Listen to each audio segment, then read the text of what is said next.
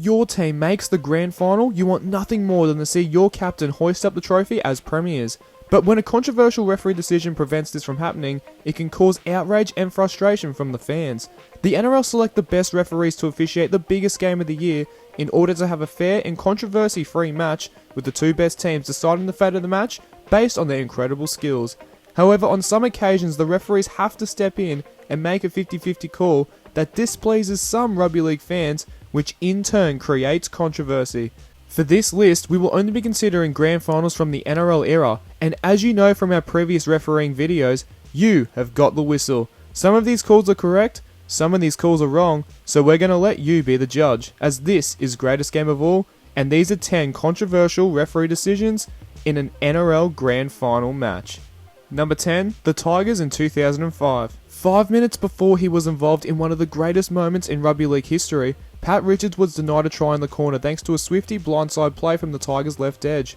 Although it didn't cost them the game, the grounding of this try may still be in the memory of some Tigers fans, as they thought Richards had enough downward pressure on the ball to at least be awarded a benefit of the doubt try. Post there, the in goal. Now he comes over, he's got it down and his legs are in the air. That could be a try. It's got to go to the attacking team. It's no try, 20-metre restart.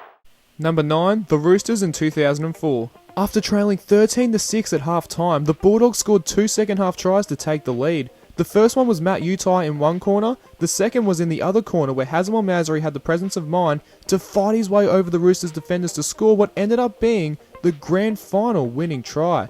However, some Roosters fans may argue that he had stopped in the tackle, which would classify Al-Masri to be held up. The referee didn't show any hesitation as he awarded the try on the spot with no further examination. Show him what's dangerous, dummies again. Al-Masri for the line.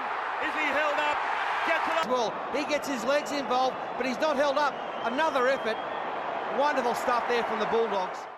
Number 8, the Dragons in 1999. Many people will classify this as a textbook penalty try, but all penalty tries create some sort of controversy as it's a matter of opinion from the referee.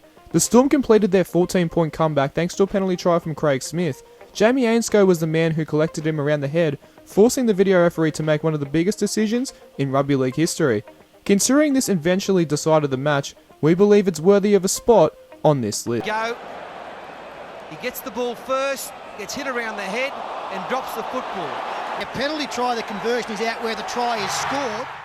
Number 7, the Storm in 2020. After getting off to a dream start against the Red Hot Panthers, the Storm's momentum would come to a halt thanks to a Brian To'o try in the 53rd minute. The controversy arises where Isaiah Yeo runs behind his own player and kicks cross-field for To'o to score. The referee signalled an on-field decision of no try, but the video referee overturned the decision as he believed no Melbourne players were obstructed. Capewell comes through, miscommunication. He goes behind. He kicks it because he knows he's done the wrong thing. So that'll be a penalty. He knows he's run behind Capewell, that's why he kicked it. He knew he was going to get penalised. Number 6, the Storm in 2006. 14 years earlier, the Storm were on the wrong side of another controversial referee decision. Matt King was denied a try as the video referee believed that Ryan Hoffman knocked on in contesting for the ball from a crossfield kick. But some Melbourne fans would argue that Hoffman didn't touch the ball. His arm, it's going to hit Hodges' hands onto Hoffman's head. Try. Well, there it is. It's no try. No try. Play the... Number 5, the Broncos in 1998. Back to the first ever NRL Grand Final as Broncos star centre Steve Renouf claimed that he'd scored a try in the opening 6 minutes. The referee decided not to use the video referee on this occasion, but looking at the replay, it might have been worth examining the footage a bit further. The first time they spin the ball wide, they catch them out, Canterbury. Some players slipping over out there. It's actually, well, let's play on. That is a try. Number 4, the Eels in 2009. Although this was a midfield penalty, the repercussions of this call proved to be crucial for the Blue and Golds. The Storm were holding on to a 22-16 lead with just over 4 minutes remaining.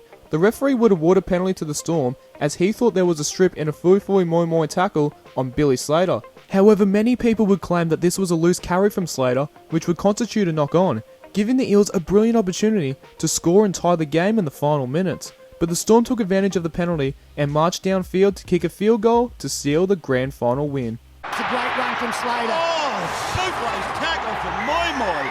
And it's a penalty. snaps him. He puts him down. He gets up to play. He loses that. He loses that. That's not a penalty. Number 3, the Roosters in 2010.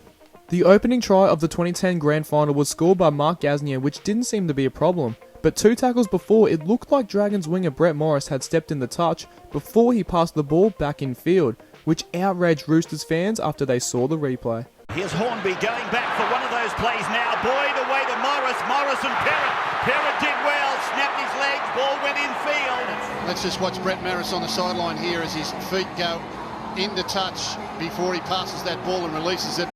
Number 2, the Sea Eagles in 2013. This game had quite a few controversial referee decisions, but we believe the play that sparked the most controversy was the Sean Kenny-Dow try in the 59th minute, which included a questionable James Maloney pass to Anthony Minichiello, leading to the try. And this try kick-started the Roosters' comeback to eventually win the grand final. Away, Maloney streaks down the ground, runs to Minichiello. Minichiello lofts the ball to Kenny-Dow. He'll score, Kenny-Dow. Just watch here, he slows down very rapidly and comes out. And that ball goes forward. No risk in the world, that ball goes forward. And number 1, the Raiders in 2019. Yeah, we all saw this one coming. The 2019 Grand Final is unfortunately remembered for one of the most controversial calls in rugby league history. With the scores locked at 8-all, the Raiders came down with the ball from a high ball contest and the referee signalled 6 again. But shortly after, he changed his decision to steal the 5th and last tackle. Canberra's Jack Whiten took the tackle thinking his team had 6 more tackles to either set up for a field goal or score a try to potentially win the grand final. However, the Raiders had to hand the ball over, and that set, the Roosters ran away to score the grand final winning try. Although Teddy may not have actually touched the ball, the on-the-spot change of decision makes this, in our opinion, the most controversial referee decision in an NRL grand final match. Wave 6 again. And then they've changed their mind.